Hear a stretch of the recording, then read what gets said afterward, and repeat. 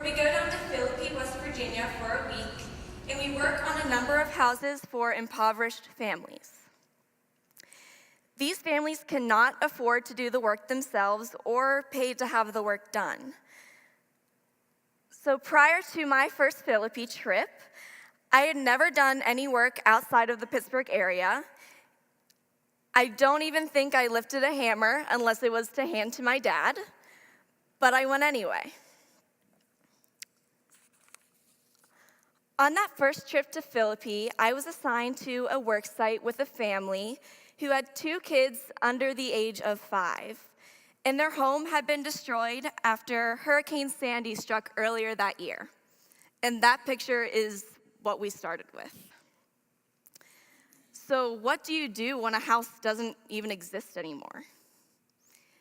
You build a new one. Yes, that's right. I was a freshman girl who had never used a hammer a day in her life, and there I was, assigned to a site that needed the skeleton of a house constructed in a period of 1 week.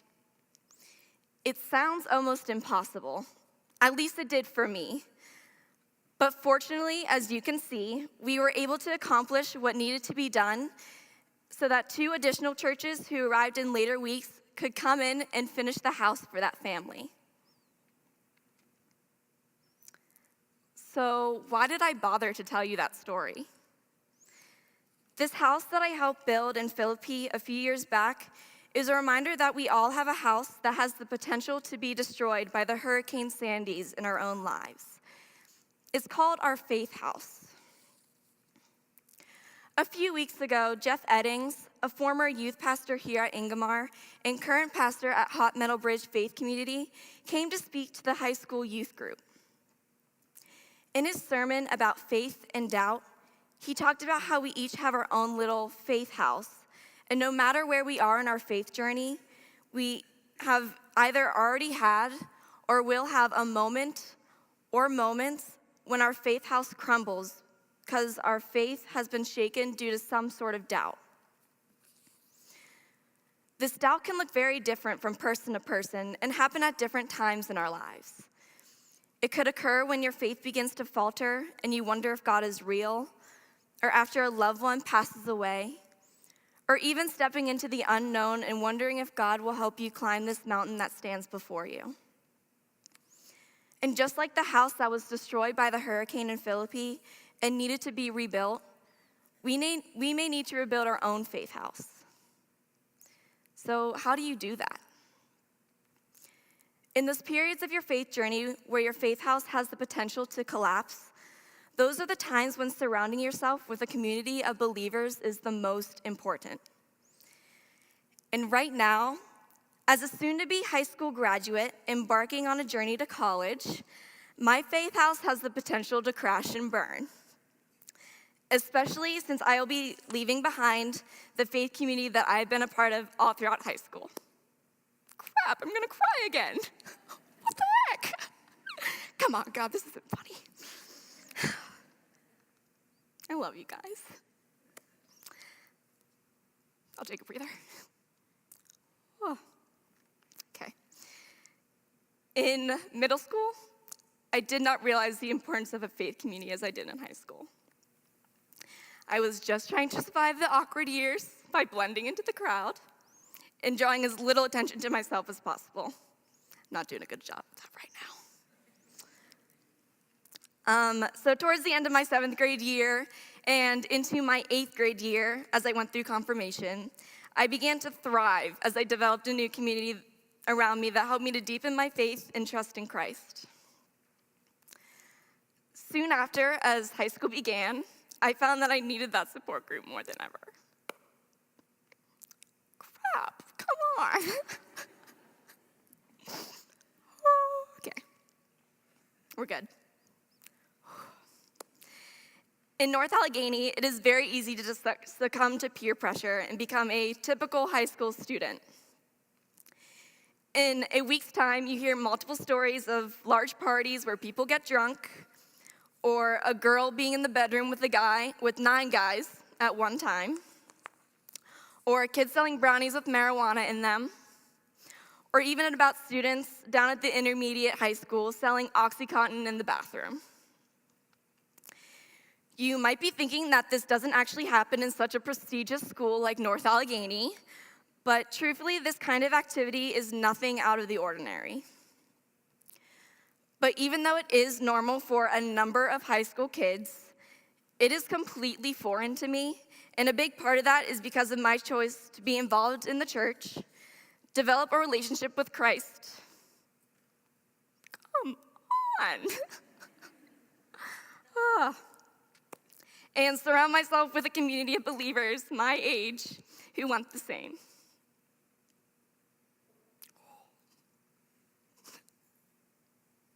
I'll get there, I promise. You're the best. He's awesome. All right. Wow, that's magic. These friends have become a part of my extended family. Most of us have grown up together in the church, and we have all experienced each other's spiritual growth from elementary school, through our awkward middle school years, and up to the point where we are in high school and facing the same temptations such as drugs, alcohol, or sex.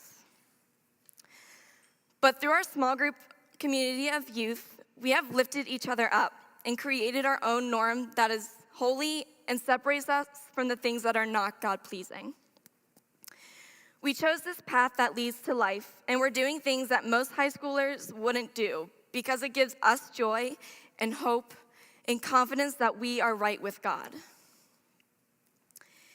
And when I walk through the hallways of North Allegheny and hear these stories of how many of my peers are spending their weekend, or I look at how some of them dress, I don't feel the need to conform and spend my Fridays and Saturdays with a large group of people where I'm surrounded by drugs or alcohol or dress a certain way. And it's because of this Christian community with whom I surround myself.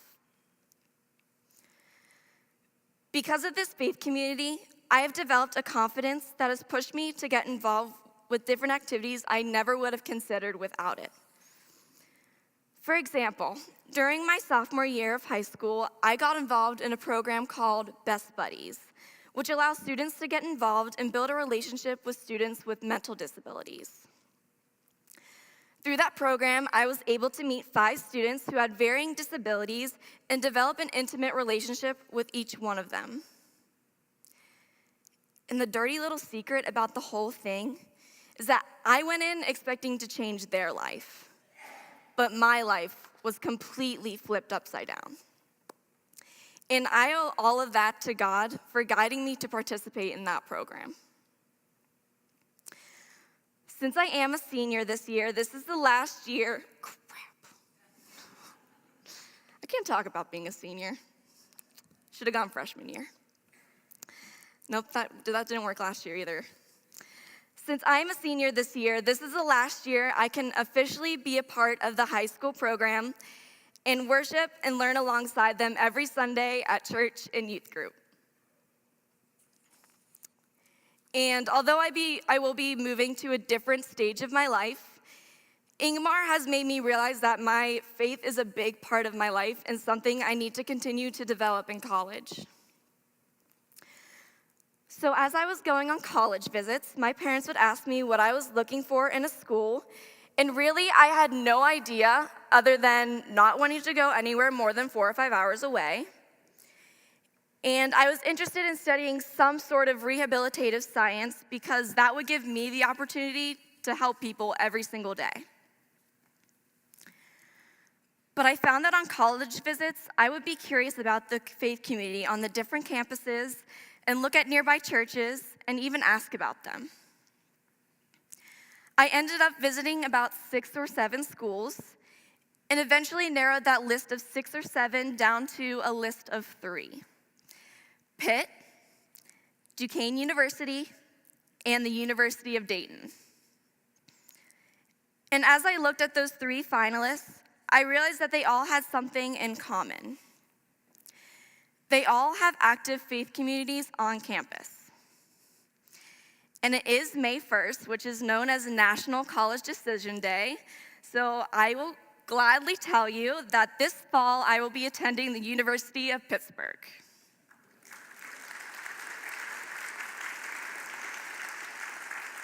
Thank you, thank you.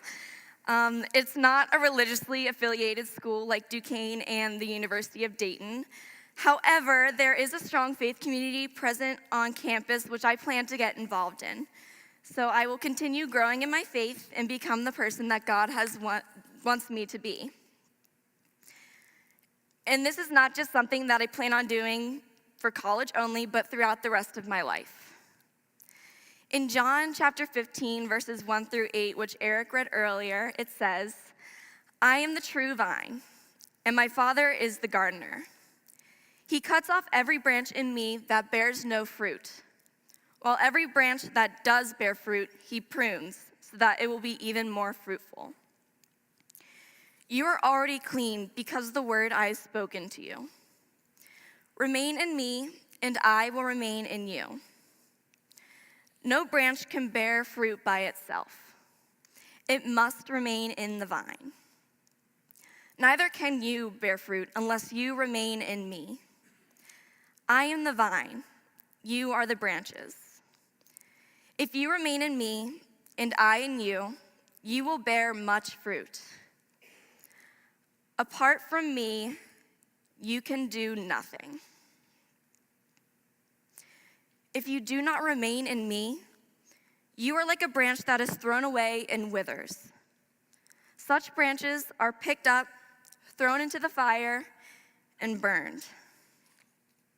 If you remain in me, and my words remain in you, ask whatever you wish, and it will be done for you. This is to my Father's glory, that you bear much fruit, showing yourself to be my disciples." I love those Bible verses. It really shows the importance of Christ in our lives. It tells us how important it is that we remain connected to Christ through each other in a community, because apart from God, we cannot do anything. And what good are we if the community we are involved in distracts us from being the hands and feet of Christ? Apart from Christ, we are unable to do the work that God has planned in advance for us to do. Apart from the Spirit, we are unable to bear fruit and be a living testimony to the work of Christ in our lives. And the beautiful thing about a faith community is that it's not just a youth thing. Life can be difficult no matter what your age, and having a faith community can help you when those difficult times come along. So I challenge you to find that faith community, one that feels like a family, I'm almost done. All right. One that supports you and encourages you to remain faithful in Christ. You're not gonna do it. You're not. All right. One that helps you to rebuild your faith house when it is being torn down. Because in those times of doubt and weakness, you will find certainty. I have like 4 words left. Come on. Certainty and strength through your community. Thank you.